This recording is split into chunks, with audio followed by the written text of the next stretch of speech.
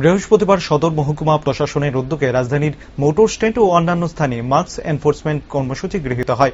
কর্মসূচি সম্পর্কে সদর ডিসিএম শ্রীকান্ত চক্রবর্তী জানান, বেশিরভাগ মানুষ মাস্ক পরার ব্যাপারে সজাগ থাকলেও অল্প সংখ্যক মানুষ এখনো এই ব্যাপারে অসচেতন। যাদের মুখে মাস্ক নেই তাদের সচেতন এবং জরিমানা দুটোই করা হচ্ছে বলে জানান তিনি। এরকম 20 থেকে 25 জনকে জরিমানা করা হয়েছে বলে শ্রীকান্ত চক্রবর্তী উল্লেখ করেন।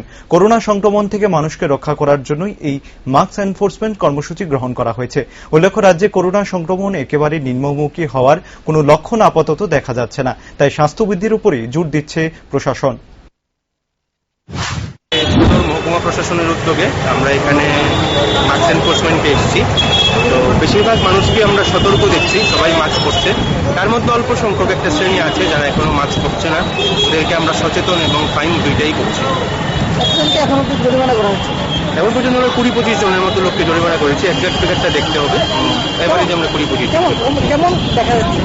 আমি তো বললাম বেশিরভাগ মানুষই সতর্ক।